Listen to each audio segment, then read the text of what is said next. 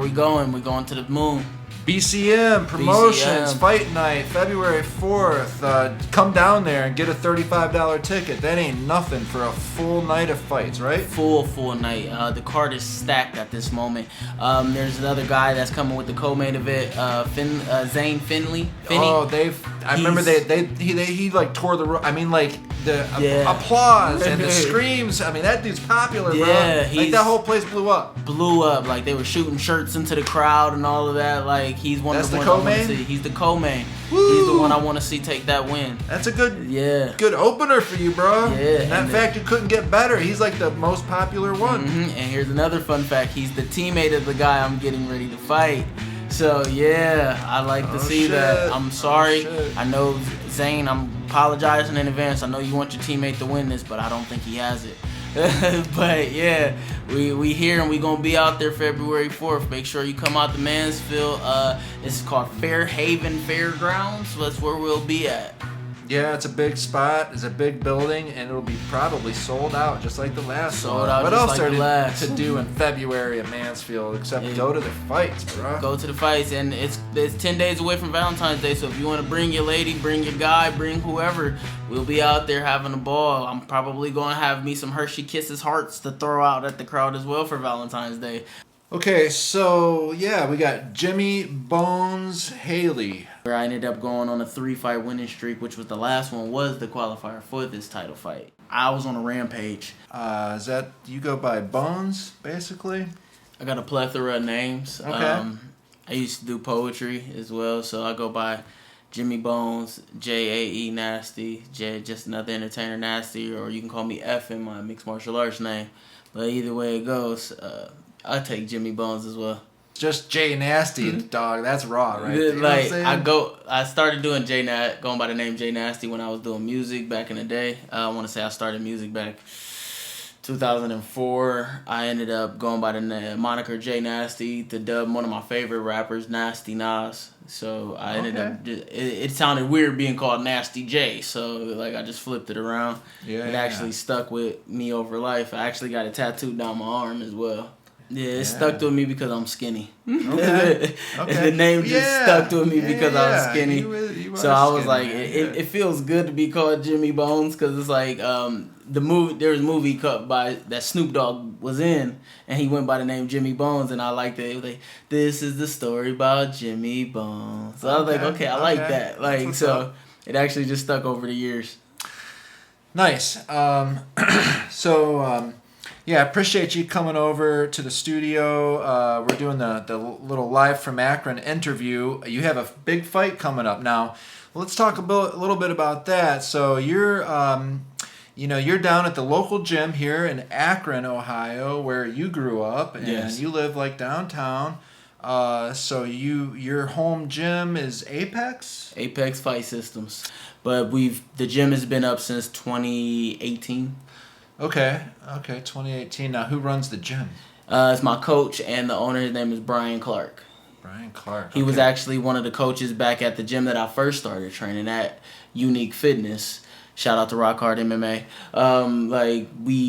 I started there back in 2015, but wasn't able to get my first fight because the gym closed, and I was jumping from gym to gym, from World Kickboxing Academy, Evolve, Strong Style. I was just bouncing around at that time. So when one of my teammates now, K.O. Butler, who fought at Unique Fitness, he told me about the gym, and then next thing you know, we just ran from there. So when you say bounce around from gym to gym, I heard you, throwing some of their gyms out. Those are like, in a Strong Style, you said? Okay, yes. That's up in Cleveland. And so that's a level of commitment. Now, how old are you? I'm 32. 32. Okay, so about 8 years ago, you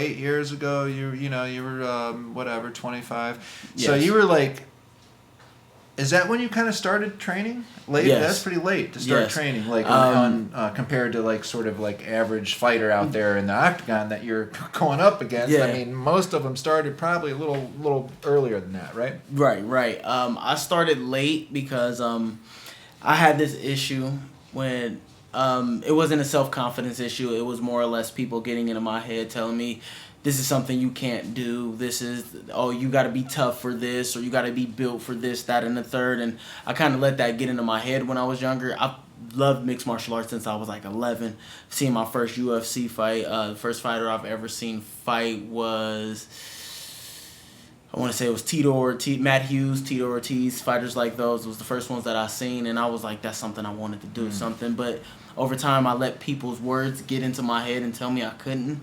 So by the time I turned 25 and realized that I was, a master of my own destiny, that's when I started to get into it. And it's kind of a little bit scientific of fact that like fighters who start later last longer because the male body stops developing at like 25, 26. So the fighters who start early and get damaged early lose it early. So me starting late was honestly it was a double-edged sword. It was good to start late because my body was already developed and I was ready for it, but I had to literally work twice as hard than people who started wrestling at a young age, boxing at a young age. Oh my God! So I had to go through a lot more trials and tribulations than certain fighters, but it was an uphill battle. Yeah, I can only imagine because just seeing like the wrestlers who started when they were 10 or 11 or some of them even earlier, some of them Russian motherfuckers, just like 4 years old, but so I could see how that would be in your head, that'd be in my head. I'm like, how am I ever going to deal with these wrestlers out there? Because at the end of the day, it's if you can't wrestle, you might as well not even bother. You might as well box if you can't wrestle. Yeah. So what I was thinking was, that shows a pretty big level of commitment when I hear that you're bouncing around from city to city trying to find a gym. Something must have switched in your head and you're just like, I'm all in. You know what I mean? Now, what was it? You kind of just described it to me, but you always sort of you were a big fan of the UFC. Yes. But at a certain point, you're like, this is I'm just going to go for it. So was there any sort of something that sort of went down in your life that you kind of said, I'm going to go all in? I had a lot of friends that grew up in like doing certain sports, and brothers that actually was like Chinese kickboxing, or they went into wrestling. Like there was a fighter named, rest in peace, so Isaiah Chapman. He wrestled with my brother for years, and like I've watched these people be able to go do these things, and so when I actually looked him up and realized he was fighting since before I wanted to fight, like 2010, 2011, 2012, he was already a mixed martial artist. And watching that, I was like, okay, yeah, I see that people I know is capable of doing it, so this isn't something that's out of reach. And then I ended up seeing one of my close friends, Jamar Moore, finding out he was fighting as well, and they both were fighting out of Unique Fitness. I was like, this is something that I can do. So hearing people tell me that, oh, you're too skinny or you're too little or this, that, and the third, it actually started to like fly out of my head, because I'm like, okay, these people I've seen every day, like normal people doing it, so this is something I can do. So it actually just like started to become second nature, and once you develop the determination to be able to go do these things, everything else just goes out the window. Like now this is about you, this is about your path, this is about what you need to do. And I actually just was like, something snapped in me. Like I was like, okay, I don't care what people say or care what people think. Now it's time for me to go for it. Yeah, and there's only one way to do it. If you are gonna go for it, I'd imagine you just have to commit, your life to it. It's a lifestyle. Exactly. It's more than a sport or a job. It's because it's 24/7.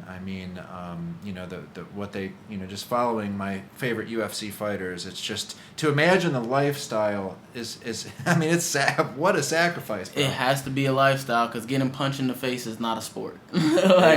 When you go to get punched in the face, it has to be something that you would really want to do. It's not no basketball or football or things of that nature. So and you can't slack on your training. You know what I mean? Because it could be, the consequences could be death. Exactly. Very devastating. Anything can happen in that cage. Yeah, for real. Sweet. Well, what else was I going to say? So Now, so you said you got some brothers. So you come from a big family? I come from a pretty moderate sized family. Okay. You got a lot of siblings. How many siblings you got? It's kind of hard to count because on both my mother and father's side, but I would say I'm 2, 3, 4, like one of 7. Okay, that's what's up. Now, what about growing up? So you said you're from Akron. So Yes. what was it like growing up in Akron? Akron is a very small place. So I feel everybody knows everybody. So over time, like you can go to a school on the north side and know people from the west, east, or south side. Akron is a city full of people who has ambition. Either you have the ambition or you lost the ambition. Mm-hmm. So, I was the one that wanted to have that ambition. I had the dreams and the goals, and then start hearing certain people like try to put that down. That's because they probably fell from that, and it was like, okay, well, since I wasn't able to do it, we know you're not able to do it. Mm-hmm. But then you have that side that's be like, okay, yeah, I was able to do it, and it's hard to go through it. So these are the steps that you have to go through if you really choose to want to do it. And Akron can breed some of the best fighters, some of the best athletes. It just depends on how determined you are to being in whatever you're doing. Mm-hmm, mm-hmm. So I would say Akron is what made me. Like I've been around like drug dealers, been around gang bangers, I've been around people that are drug addicts, or there's people that's been around like business minded, or people that was like, I used to be this and I fell from this and now I'm trying to help more people keep getting there, opposed to just like tearing people down. So Akron is like it's a melting pot, mm-hmm. Personal opinion. Mm-hmm. Okay, nice. Yeah, I like Akron. I'm a city kid. Akron. It's great for the arts, I'll tell you that. That's I'm in the music side, and it's just like there's a really good scene here for visual and performing arts. Yes. And but sports is huge also. And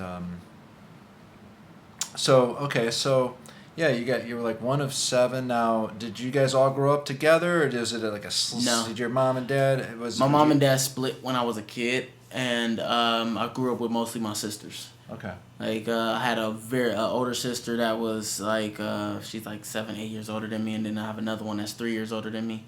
I grew up with them mostly. Okay. I have other family members, like siblings that are in Alabama and some that are up here, but I mostly just predominantly grew up with my sisters. And one was very like book smart, and the other one was very street smart. So I got a very well balance of both worlds. Nice. Now, now tell me about like in school. You went through high school. Did you get through high school and then go further, or was it just high school, or did you not make it through high school? How did that go? I dropped out of high school. I went and got my GED in 2011. I dropped out for the simple fact of the matter is stay in school. I'm going to put that out there now. Stay in school. But I dropped out because I felt like there wasn't much for me there. Mm-hmm. Now, I was listening to a lot of the things that were going on in school, like, oh, you have to learn this and learn that. But then I felt there was a lot of things that weren't necessarily built for a person like me. So I was hanging out with the bad crowds at times. I was literally flicking school, or I was getting suspended most of the time for fighting. Me too. Like, so it was like not for fighting, but yeah. Yeah, fighting was one of my big things, and I ran into some of my best friends around my junior high school, which actually kind of took me down that rabbit hole a little bit further. I got expelled from junior high school. Went back to junior high school to end up going to high school, to get expelled from 2 high schools, and I was one of the first people to ever be expelled from life skills. What's life skills? Is that something outside of high school? It's an alternative high school where they help you. If you get expelled, you go there? You have the option to go there. Okay. Now, what was your normal school district? North High School. Okay, I know where that is. North Side? Yep. North Hill? I went from Finley Jennings North. So is that what you would call inner city basically. Yes. I mean, yeah. You Yes. know, I know in Akron, I know like Buchtel over by where I used to live. That was seems like that will still be considered city. inner city. Once you go up Copley and straight down the hill, you're technically in the middle of the city. So Yeah. that will be considered inner city to me as well. Yeah. So yeah, it's rough. You know, I mean, I grew up in the burbs, and I had the same story as you, though. You know what I mean? It wasn't city, but I mean, we were all partying. Yeah, exactly. And we were up to no good. And you know, in my case, you know, my dad just didn't really care if I had a party room in my own house, bro. Right, Which now I got a teenager in 11th grade, and I'm like, nah, bro, no. Exactly. Like, I don't appreciate. At the time, I thought it was cool. I'm like, I got a cool dad. But, nah, that's actually kind of not cool. Like, don't allow your kids to have a party room if they're teenagers. But yeah, so you've probably seen everything over there. You know, you've seen probably some gang banging, all the drugs, just like street life was up in there. You probably, was there any hoes and pimps and shit running around Akron? Do you ever? This is funny for me to tell this part. I grew up in a lot of the stuff that was the middle of Akron. It's funny as to say this, but my mom was a pimp at a time of gay men. No way! It's kind of funny to state it because she would literally, at first she started as the driver, taking them back and forth to like the inner belt and places of that nature. But then when she see that certain people were coming around that didn't want that life to be exposed, she had to help her gay friends at that point. Then it got to a point where she was like, not extortion, but collecting a profit because these people didn't want to be known, so they had to pay this certain amount to get away from it. And my mom was more or less protective of them. And if you think of that, it's a pimp. Yeah. So I mean, I one of my go-to YouTube entertainers these days is the Soft White Underbelly. Have you ever heard of that? No. So it's this dude who does these interviews of people on Skid Row. He's out there in L.A., you know. Okay. So he's like, he kind of got a real big national spotlight this past few months. You know, he's been popping off on Joe Rogan and some other podcasts that I listen to, I guess. Anyway, this guy's channel is amazing, and I find it very entertaining, and it's just interviews of people who are like homeless, or they're in a drug trade or sex trade, or they're victims, or they're users, or whatever, or they're mentally like religious trauma survivor. That was from today. I just watched like this girl who was like, her mom started dating a guy in a church, and the next thing you know, it's a fundamental church, and then all of a sudden she's a teenager and she's not allowed to wear certain things or say certain things or go, and lives any kind of way, and it was all like, it ended up brainwashing, causing so much problems for this poor lady. But I don't know. I guess that's why I asked you that question, because I find it fascinating. But so did that affect you? Like, were you in the house? You were aware of this sort of kind of weird, like my mom does something a little different than. That was more or less before me and my middle sister was born. So she got to a point where she got married at that point, and she kind of just walked away from that. That was in her earlier 20s. My mom had me when she was 30. Mm-hmm. So when she had that opportunity to walk away, she walked away from it. And then she ended up marrying my father, and my father ended up getting on drugs, because this was the 90s. This was when crack cocaine was one of the biggest things.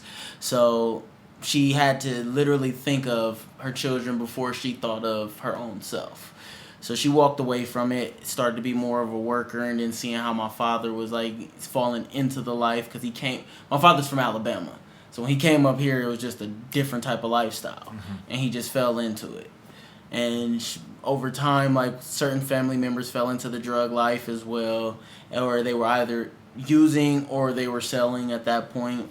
And my mom tried her best to shelter us from it, but she never got away from who she was. And my mom is a smart woman. She went to a great school. I think she went to, was it Copley or like Stowe, and she literally got herself to a point where she was thinking, okay, I have children. She has children, not a child. So she had to stop being the fun person to start being the more disciplinary, more responsible person. So she got away from that to a point where she was now into trying to find the love. Divorced my father, didn't get into relationship after relationship, but to actually find it to where she was technically chasing my father. So when she got around certain people that were still like either alcoholic or this, that, and the third, she tried to move us away from it, but accidentally moving us into it. There was a guy my mom had a relationship with. Remember I told you we was around on Wildwood at the time. My family member was over there. She was dating him. And his sons were heavy into selling drugs. So I had to be immersed around that life while she was in an abusive relationship. So she was centered off away. She made my sister go to stay with my aunties because of the lifestyle it was. And I was around the whole drug part of things. So I've seen a lot of things that I shouldn't have seen, like at a young age. So my mom didn't shelter us enough. She wanted to keep us away from things, but we still were able to see what the outside world was. So we would make our own decisions better and be more cognitive of what was going on around us, opposed to just falling in with the bad crowd. Like I appreciate my mom for that. There was things that I used to be like, I curse my mom, like, oh, I hate that she put me in this or she did that in the third. But when you realize that you have to be able to work harder as a parent, you can't always keep your kids away from everything. So she was like, if I can't keep you from things, I'm going to warn you about them. I'm going to tell you about them. I'm going to let you see what this is, and you'll be able to make your own decisions from that point. So I've stayed away from the drugs. I've stayed away from, I'm not going to say I've stayed away from the drugs as of being in a certain lifestyle, but I stayed away from using the type of drugs and everything. So I've seen how life can be an upside or a downside with the way the 90s was at a point. Yeah, so it sounds like, so your dad from Alabama, when did he separate from your mom? How old I want to say I was 8 or 9. Pretty young. Okay, so she had a lot on her plate. Yes. You know, she had at least three kids to help and look after. 3 of hers, and the rest was my father's. Yeah, and then and she was pretty much on her own there because your dad and yeah, he was probably in trouble or just wasn't able to be a dad or a husband. Exactly. You know what I mean? So you guys had your challenges, and your mom the biggest one of all, the biggest challenge. I mean, I can't imagine. I have a 16-year-old, and like if I had 3, it's hard to navigate, especially. I mean, how do you afford it? Like, how do you make enough money? So I mean, like, it almost kind of explains why drugs are something you can do to generate income when you're living in a impoverished area and a neighborhood, and it's generational. It's like, well, there's it's rough, man. But yeah, selling the drugs is it's a nasty thing. But it's just part of life on the streets, and especially in some of these city neighborhoods, for sure. Yeah.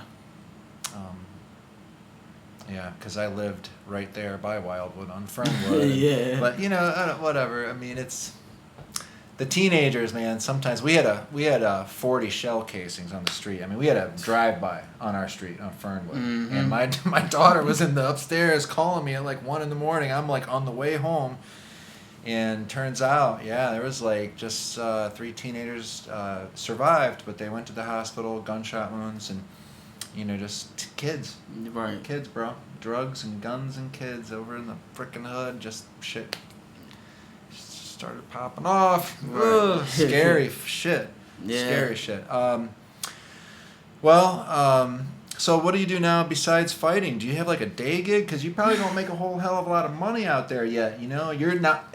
And also, your fight coming up. I mean, did I see this as like a championship fight? Yes, title fight.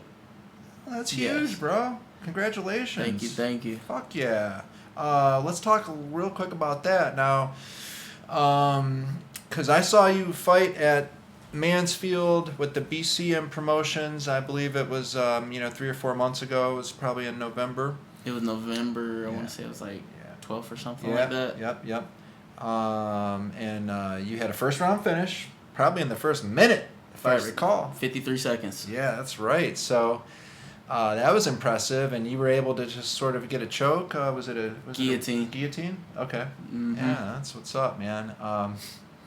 Didn't take long, so damn, that was like fight of the night, right? Who did they give out the fight of the night for that particular? I don't think they gave out fight of the night, but they gave out submission of the night, and I won submission of the night that night. Right on. Yeah, I was like, I'm just used to the UFC, and I just, as soon as the fight's over, I'm like, all right, let's get the breakdown, let's get the post-fight press conference. They don't really do that at the BCM, really. But because it's more or less because it's amateurs. Yeah, it's small time. Amateurs don't get paid unless you do ticket sales. So, but listen, that was sold out, bro. Yes. So there was ticket sales. So we got a little percentage of the ticket sales. We get, I think it's 15 to 20% of ticket sales as an amateur. Once you go pro, you get more of the ticket sales. Plus, they also pay you to come fight. Mm-hmm. If you win a certain type of way, you get a thing called a purse, which is additional money on top of what you actually like already have received from the fight. Mm-hmm. So that fight was the qualifier to see who would get the title fight for the 45. This is actually my third title fight. I lost my first two in Alabama. So I was going through mental stuff in my head at that point, and I ended up losing those two fights. So once I ended up coming back home, I ended up losing a third fight. More mental stuff that was going on, turmoil with me and my gym and my coach. Which was all handled and fixed over. But after those 3 fights of losing, I told myself that I can't let myself get back into that mind frame. So I dug down, was in the gym almost every day that I could be. I worked, right now I'm at 2 jobs, but at the time I was working 1 job. So I was literally leaving work to take a nap, to just get ready to go into the gym and get ready again and again and again and again, to where I ended up going on a 3-fight winning streak, which was the last one, was the qualifier for this title fight. With that being stated, I was on a rampage. I was using my pain as a catalyst for everything that I was going through at that time. So the first fight that I ended up winning after coming from this, the guy was literally talking about knocking me out. I'm not a shit talker. Let's be honest. I talk a lot of shit though. Like, I like to have fun and crack jokes and be jokey with my shit talk. Like, this, that, and the third. But when people get to doing that level of trash talk, and it's like, you haven't seen who I am. Like, I'm 6'1" at 145. That is actually a terror if you think about it. Yeah. 145. So when they get to being like, I'll do this to you. Like Sean O'Malley coming in this bitch, bro. Yes. So when they just be like, I'm going to do this and I'm going to do that, I'm going to be like, yeah, everybody says that until they get punched in the face. Once you get punched in the face, everything you already said does not apply anymore. Now you have to go in survival mode. Well, I know those skinny dudes can be strong as fuck, because I learned that early on. I was working this job, and we had to carry drywall, and the dude showing me how to do it was much younger than me and just skinny as fuck. I mean, I was like, how's this kid gonna carry drywall? He could carry, he was like twice as strong as me, bro, and I was like, I don't know, I looked like much stronger. I had bigger muscles, but it didn't fucking matter, bro. This kid had unreal strength. And then I wonder how those Amish motherfuckers get so strong. Because, I'm out there in the construction world, like concrete construction.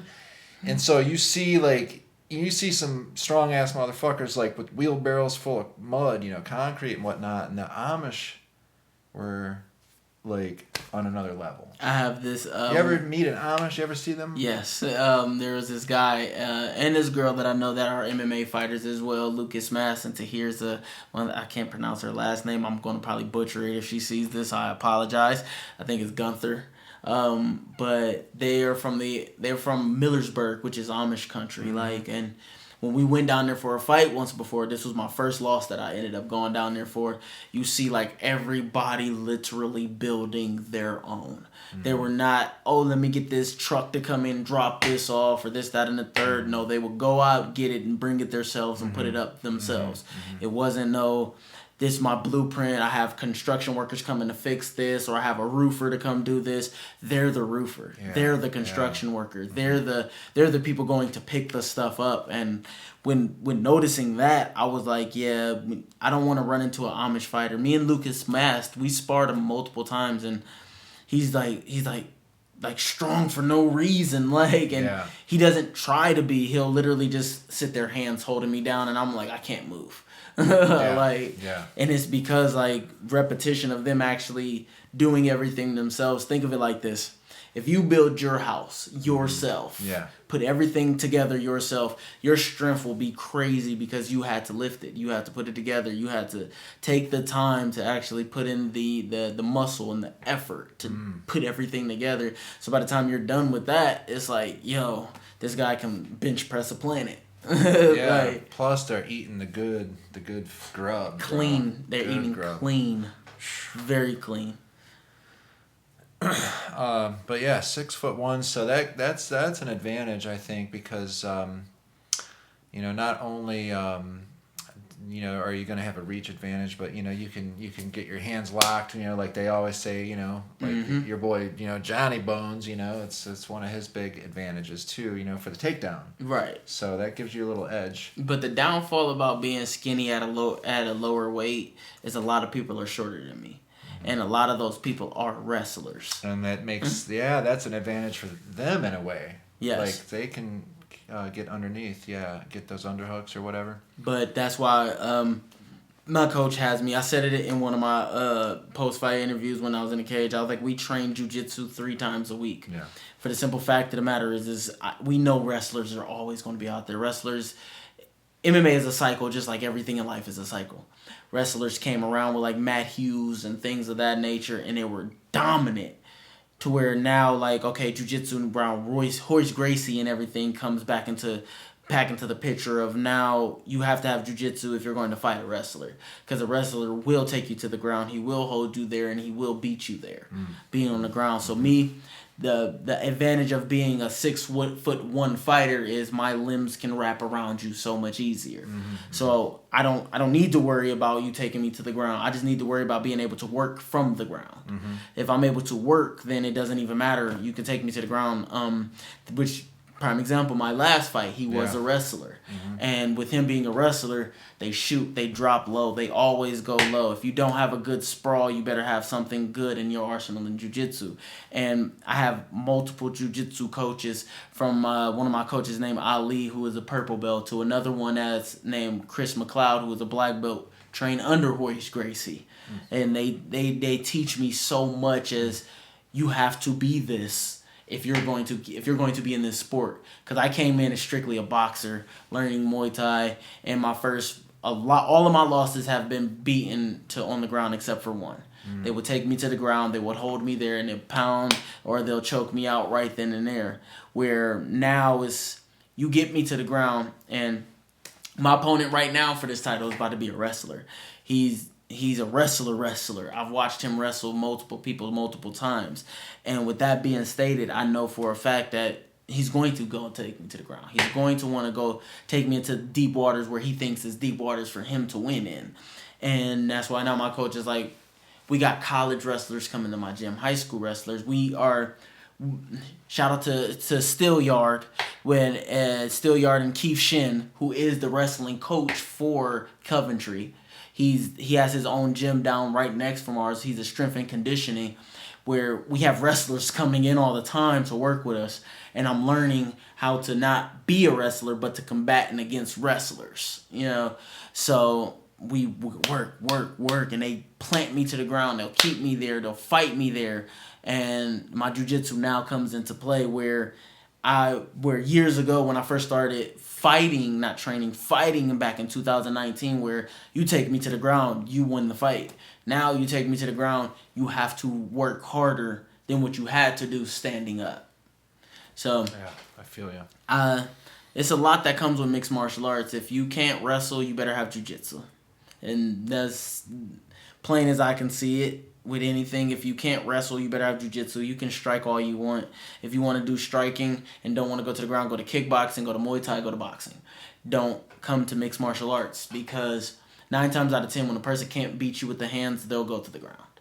They'll take you right there into that zone. And now the cardio for wrestling and jiu-jitsu is here, while like the cardio for boxing is here.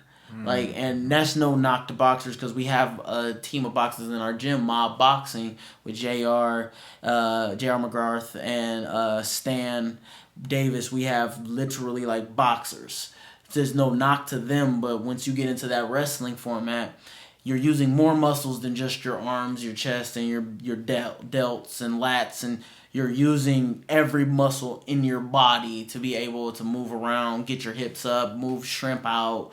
So I would say personally, like MMA is like the ultimate sport. That's why it's ultimate fighting. Like, it's ultimate. You can come in with just one trade if you like, and you will be destroyed.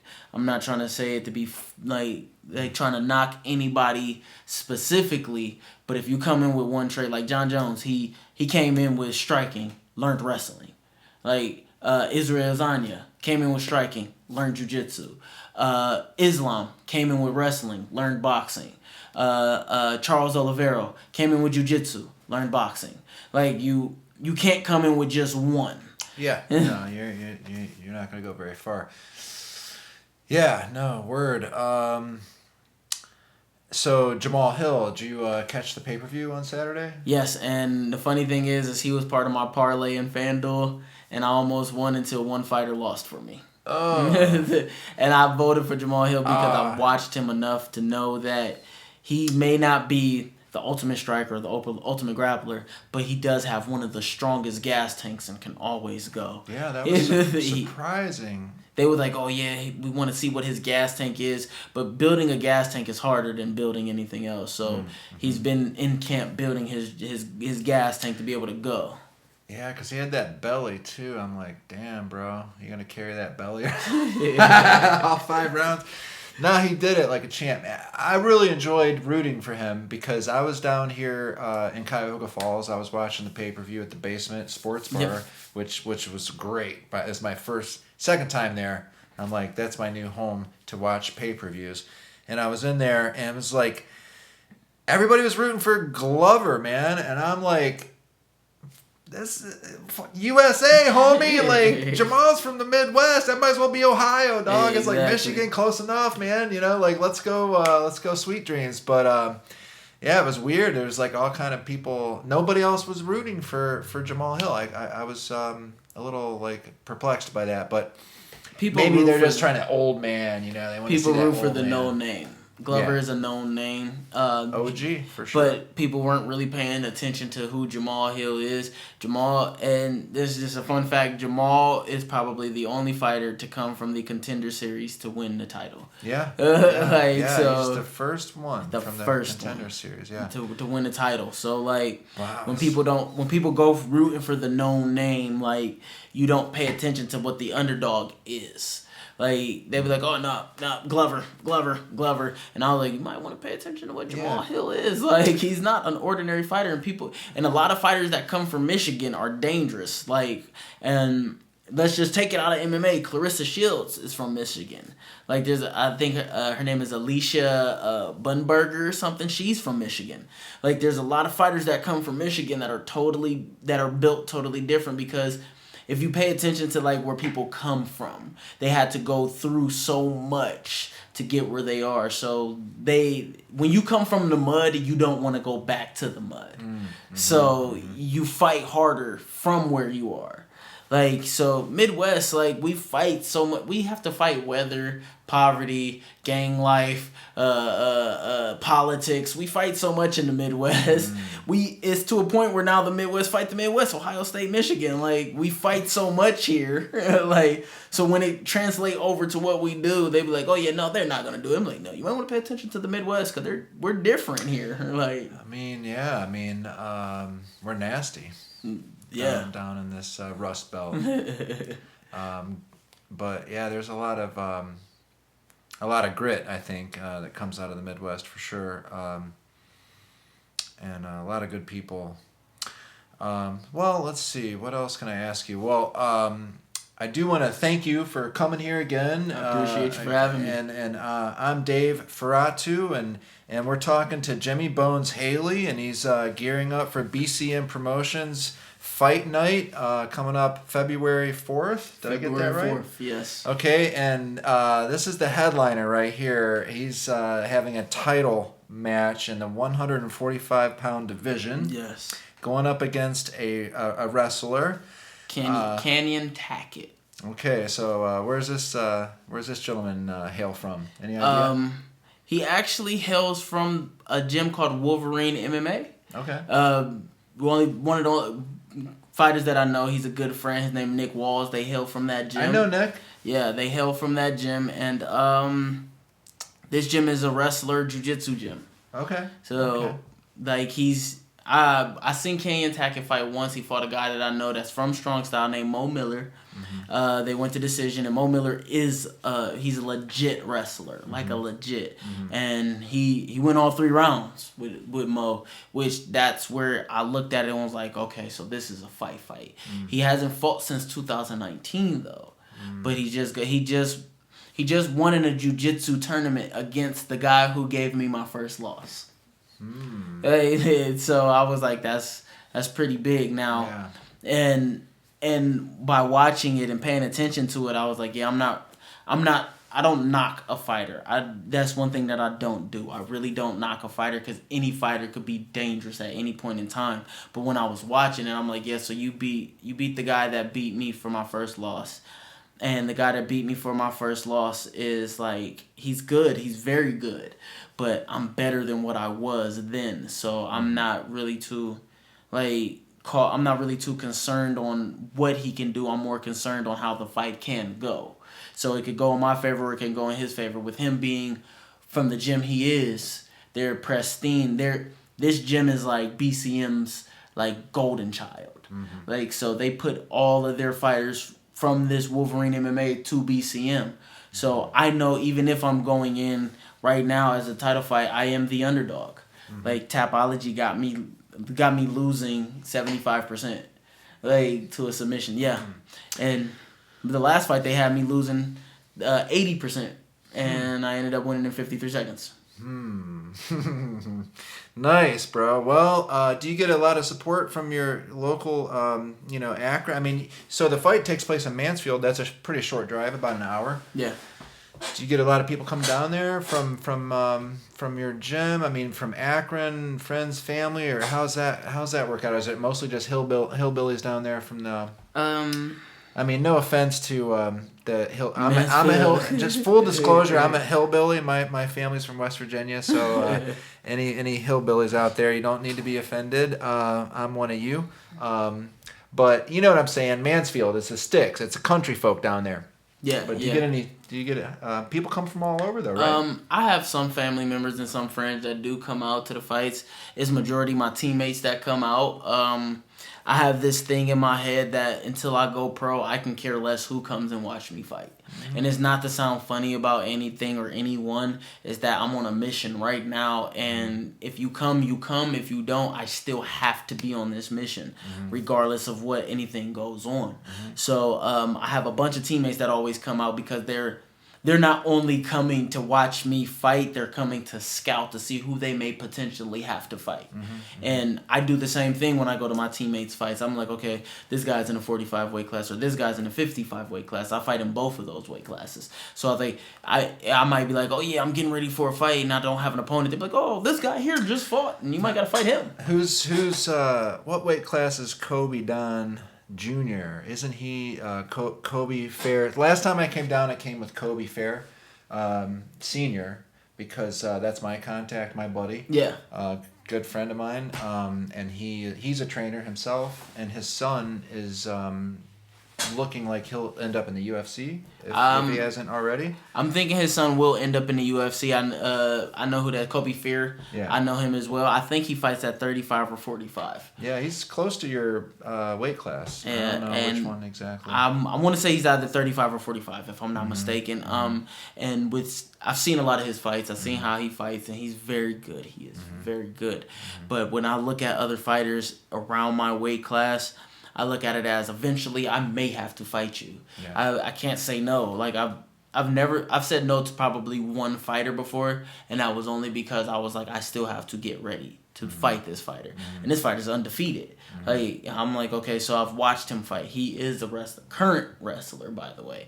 Not no person who used to wrestle. He's current. So I've only said no to one fighter because I was like, this is my amateurs. I don't want to fight this person right now. And it's not that I'm scared of this person. It's that when I go pro, I would run into this person. So let me build myself up enough to be able to fight this person. Well, speaking of pro, I mean, do you feel like you have what it takes to sort of level up and to go pro? I mean, winning this fight, I feel...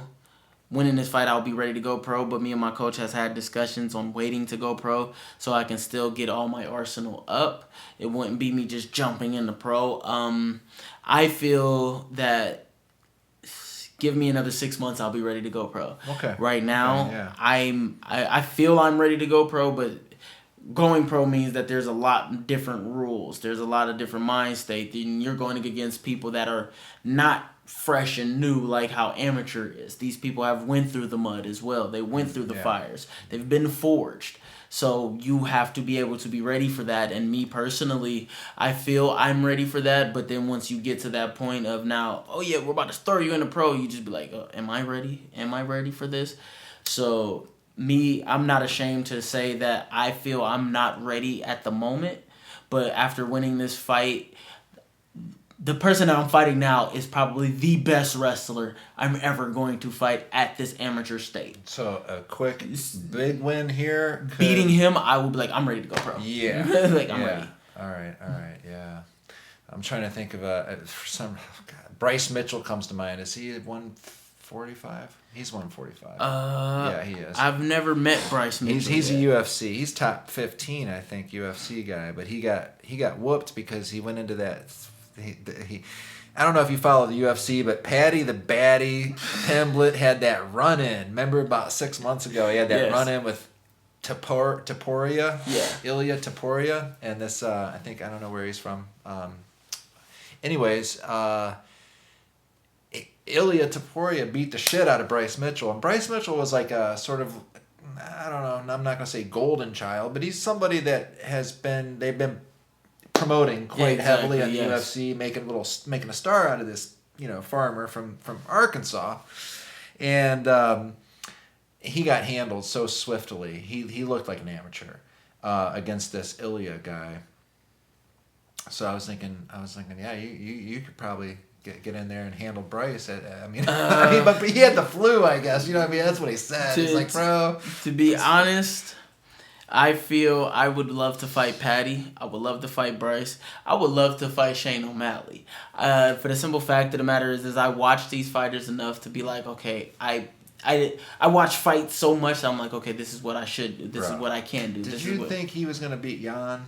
Remember that? I didn't. Sean O'Malley? I didn't, but I didn't either, bro. He's very patient and impressive. He's very patient and methodical with his movements, and that's why I want to fight him. Like I'm like, because I'm very methodical and patient with my movements. Yeah. What about your movement? Now, do you dance? Like, is it like you know what I'm saying? Like some of the fighters out there, like Adesanya, for example, you know what I mean? You come out there. I got 2 left feet. I don't dance. Okay. But I was taught by my mom to always use your eyes. You do a lot. You learn a lot by using your eyes. So. I watch things. I move around. I stay around. I walk. I take my steps very methodical. I don't just run in and want to throw punches. I make sure I know exactly where my opening is before I lunge for it. Okay, so you drill that footwork. I drill footwork enough to make it look like, okay, you may think you're close enough to me, but you're just in my range. I'm not in your range. Mm-hmm. If you get in my range and I'm able to attack, as well, but if I get in your range, now I'm more watching, I'm more paying attention, and I'm more countering. My tactic is, it sounds funny, but I play chicken. I play turkey. I play possum, I play turkey, I play chicken. For the simple fact of the matter is that everybody thinks they can beat me. I've had a guy that tell me he thinks he's like, James is just good on the ground. His hands suck. I'm like, well, you must have not paid attention to my early career, because it was all TKOs in my early career, because my hands is where they are to where people knew take me to the ground. Now I'm trying to build myself to a point where it's like, if you want to take me to the ground, that's okay. We can definitely fight here, and I don't mind being here, but I would love to stand up. But now it's looking to a point that my stand up is secondary, and I actually like that. For the simple fact of the matter is I learned something new, and it's now me learning myself. And I went to a jiu-jitsu tournament, and my first jiu-jitsu tournament I came in second, so it made me feel real good about myself. And I have a lot of teammates that are all over 180, 190, so I'm never grappling with smaller guys or sparring with smaller guys, to when the point comes to where I'm in there with a smaller guy, you better punch like one of my teammates, Bryce Hargrove. He's 320, 340, and he used to be an offensive lineman. He's a danger. George Pointer, who's right now getting ready to go pro, he's 3-something himself with a mean-ass left hook. Then there was my other teammate, Will Baxter, who came from heavyweight to light heavyweight, and he's just as quick as any middleweight, welterweight, featherweight, flyweight. He's just as quick. So dealing with bigger guys helps me learn myself enough to where I'm like, okay, if you can't wrestle strong and you can't strike strong, you better have something that these guys don't. And I've taken shots where I've been hit and never dropped. So I've taken where it's, you think you can just grab me and take me to the ground and I'm able to stall you out. It's now where you have to build yourself to that point. Well, I think you sound like you got a good fight IQ, and I'm gonna be rooting for you, Jimmybones. Thank you. Because not only are you seem like a real solid dude, but yeah, you're representing Summit County in Akron, Ohio. I'm about to try to bring that bell home to the Dirty 330. I already know where I'm coming. Yeah, so I wanna follow you, man, and I wanna support you, and I wanna root for you for sure. And let's talk real quick about this victory pose. So this is a little something. It's like my side hustle, and it might be my main hustle one of these days. This is deodorant, and it's really good for fighters. Very good. And athletes and people in sports and people who work for a living. Yeah. This is the hero, so Jimmy's going to sport this That's hero. That's my hero right It's there. a very masculine fragrance. It's mixing cardamom and cedar. And it's a deodorant product, and you just open this up and put it in there, and you will feel and smell amazing for days. And as a fighter, the shit don't wear off. So when you're passing the ladies in the gym, because we all got every gym's got a couple of ladies in there all the time. You don't want to be breezing by, you know what I'm saying? And this stuff is perfect. Superior. I've used it multiple times when I was in the gym, multiple times, and fighters, if anybody knows that you sweat a lot from your armpits, and then that sweat gets down in there and you can't grapple the way you want to, or let's say you throw in a guillotine choke and they slip off of your sweat. I've used this enough to where I can actually be a person to vouch for it and say that if I get you in the guillotine and I have this on, you're not coming out. You are not. I'm telling you that. This keeps me dry the whole time. The whole time. Yeah, victorypost.com. We have a website. We sell deodorant, and we'd love it if you get on there. This stuff is on sale right now for $10, which is supposed to be $12, and it'll last forever. So it's extremely a really good value, and I make it right here in Akron. So yeah, thank you, Jimmybones, for using that, and for the shout out, and for everything, man, for all that you do, man. And you seem like you're really representing us, and really just awesome, man. You speak well, you fight well, and you got a great story too. So I'm following you now. Thank you, sir. Appreciate you. Appreciate it, man. Thank you so much, man.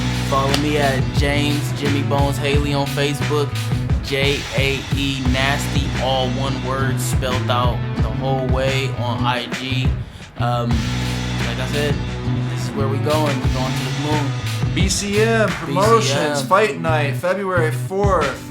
Come down there and get a $35 ticket. That ain't nothing for a full night of fights, right? Full night.